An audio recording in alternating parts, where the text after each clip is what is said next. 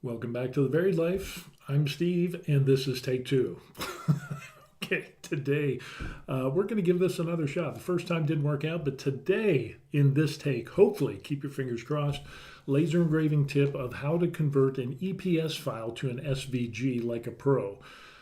Yeah, I don't know what those things mean, except that it's a file extension for a graphic or a vector image that can be saved. But the problem is the EPS file format cannot be used in Lightburn, but SVG does. So where does this all go? Okay, so let's start off with this. What I ended up doing is I was perusing the interwebs, finding some free clip art. I ran across some stuff, and of course you got some cool stuff there. And I ran across this site here, which is freedesignfile.com. And they have a number of things that you can look at. The great thing is it's free, and I'm cheap. Sometimes I'm not cheap and free, sometimes I am. But what I was interested in was the vector. And so what I wanted to do was silhouette of a lion. And so that's what I'm kind of looking for. And up here you might think, oh, this is so cool. That's Shutterstock advertising. So we're just going to scroll past there. So we get up here to this, and yeah, that looks kind of cool. So I was excited. I downloaded it. And matter of fact, let's just go ahead and we'll run through it. And as we downloaded this, I was like so excited because I was like, hey, there's kind of a project in mind that I was thinking about working on, and it's like, okay, well, let me check this out. So it comes up here, and it's a RAR file. So we're going to double click that, and that will have the silhouette of lion design, and we're just kind of drag that to our desktop.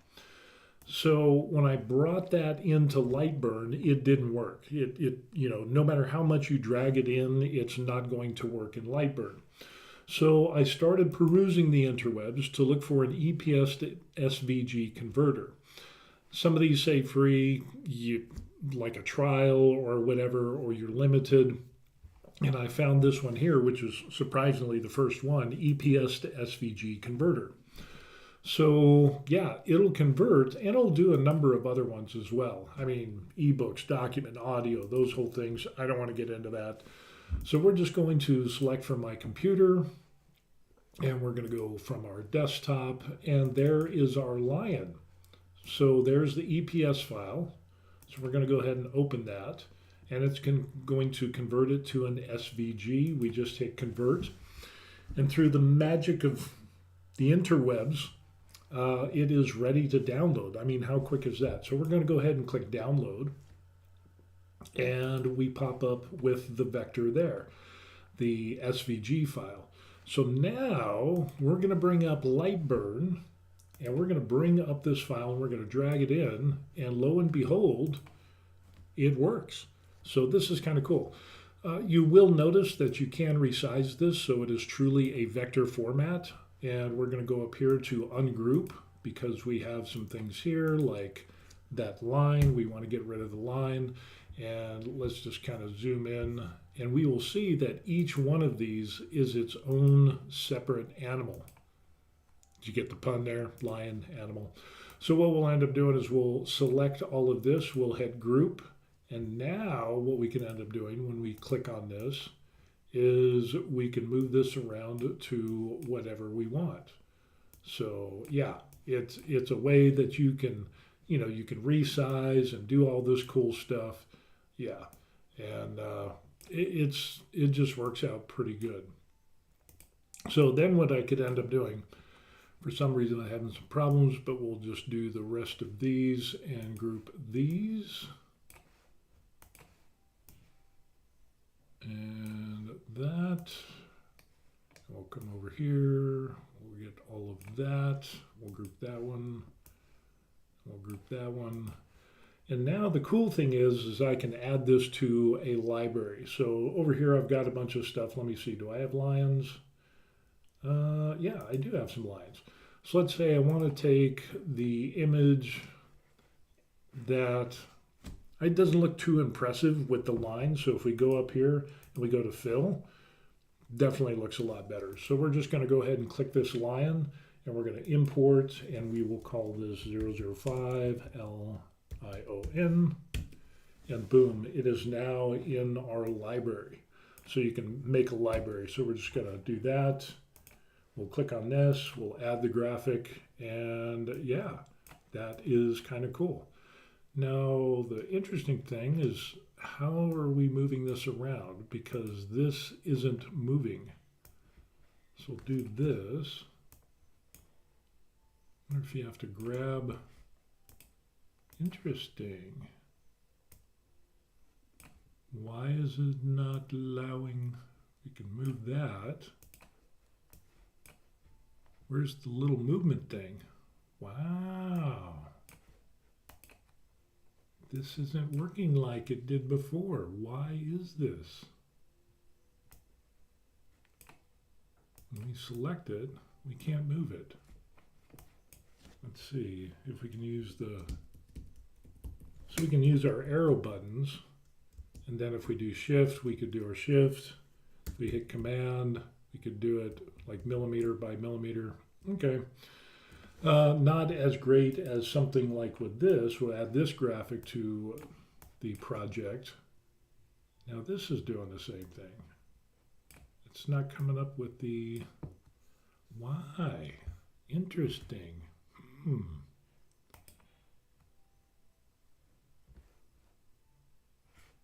Image options. No, that's not it. This is very interesting. Not sure why all this is happening. Technical difficulties. Just gotta love it. Anyway, what was really weird is because last night I was able to move all these things and import them in the whole 9 yards, and now I'm not able to. So yeah, not sure why. So anyway, remains to be seen. We'll check that out. But you can find some Cloud Convert EPS to SVG converter when you find some free files like we did on this site here. You know, some cool mandalas or, you know, lions or whatever it is. If they're in EPS format, what you could end up doing is converting them to SVG and eventually using them in Lightburn. So I got to check and see why this isn't allowing. Beginner mode, no. Invert. We got that. Units and grids. Visual grid 1, 1, 1, and 5. Snap to grid, snap to objects. Display, that's not going to do anything. We don't camera import and export. Allow importing of tool layers, SVG, Inkscape, that's a good program to have. Okay, I'm not sure why. Tell you what, let's try quitting this. Now we'll discard that. We'll reopen Lightburn. And we will go back to our lion. Click that, add, and now it pops up. Okay, so apparently, what I ended up doing is having Lightburn on for too long. So, but again, you could set this to fill. Crisis averted. So anyway, you can get these EPS files and you can convert them by doing that process. So yeah, so much fun, so much technical difficulties today. On the very first take, yeah, it was causing all kinds of problems. I didn't know what was going on, but I will say that I have Lightburn has been on for multiple days at a time, so maybe that had something to do with it. Oh, fun. So anyway, yeah, but you can convert these things to lines. Like I said, you could do that. You could make these cuts. You could make them fills. You could do all kinds of cool stuff. So if you don't feel that you're limited by just using clipart, let's take a matter of fact when we're talking about clipart. Let's see recent or downloads. Let's see, we got let's some Barty basic clipart maybe. Let's see. I know I got some clip art recents. Let's just take this snowflake, for example. So, yeah, we'll take this snowflake, for example. So we've got this clip art here. So obviously, we'll make this a little bit smaller. We'll get rid of this.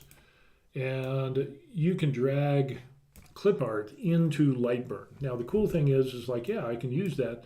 But the problem is if we use this in a design, what's going to happen is Lightburn is going to recognize that, and it's going to try to fill in basically everything. So it could take a while. A better thing to do is to trace the image. So let's go ahead and right click. We'll hit trace image. And for clip art that is black and white, pretty much just leave everything the same, and we'll hit OK. As we drag this out, we can delete the image, and we're left with basically a vector image. So the great thing about this is we could set this to fill, we can get the exact same thing, but now all of the background has been rendered transparent. And there's another cool thing we could end up doing. So if we right click, let's go ahead and take this back to line. And now what we could end up doing is, because this is selected, we can go up here to ungroup. And now let's say we don't want that star in there. I can get rid of that star. So now this item here, when it's set to fill, all of those things can be filled in and of themselves. So it's a great way to manipulate images to, like I said, with the snowflake, maybe I just wanted to get rid of the star in the middle. I could have ended up making a box and welding it all together, but, there might be some reasons on maybe I want the star to be a little bit bigger. And so I could create that and make the star big and set it in the middle. And then we'll select everything, and then we could group this. And then now we have that image like that. So yeah, there's a couple of different things that we can do. So with that, it's kind of interesting on how we can take an EPS file amongst some technical difficulties with my Lightburn. Don't leave it on for days and days at a time. That's a pro tip right there. But we can use that website, which is the, which one was that? It was cloudconvert.com, and it converts. The cool thing is that, yeah, that was free. Apparently they have a plan that you could do. Here it is. When we look at this, you can do free up to 10 conversions per day. Beyond that, flexible payment. Again, man, I really just don't like the pay for everything, the subscription for everything. If I run across, and I'm cheap, so that's why I look for these free things. But maybe I'll check into looking to see if Chrome has a EPS to SVG converter or plugin of some sorts. If you know of any EPS to SVG converter websites or plugins, or maybe even free software, put that in the description box down below, because that would help a lot of people out there. Yeah, I'm of the day where if you buy something, you own it. So this whole subscription, pay money every single month. If I'm going to buy a program, I want to buy and own the program for life. And unfortunately, the world has changed into this subscription model thing, and it just really gets up my nose sometimes. But I'm old, so yeah, you got to bear with me. Grumpy old retired guy. So anyway, that's what I learned how to do. So hopefully, that comes into play and can help you out with converting those files when you're doing your laser engraving, or just some other project in general that requires that type of conversion. Okay, so my next job is to search the interwebs to try to find a free converter. And if there's an app or a program or something like that, I have a Mac, and once you go Mac, you never go back. So I will kind of work on that and see what's on the horizon in that regard. So anyway, not as pro as what I wanted. I wanted this to be pristine and everything worked. And last night when I did it, boom, everything worked like gangbusters. And then, of course, wake up this morning and technical difficulties galore. And yeah, restart the program. Did you turn it on and off? Yeah, that's kind of a thing, apparently. So, all right, with that being said, like and subscribe to the channel. I would appreciate that. And ask questions, leave comments, tips, tricks, hints, how to become a better laser engraving hobby guy. I'm all for it. So we'll see you on the next video. All right, peace. Whew, man, that was rough. That was a rough one.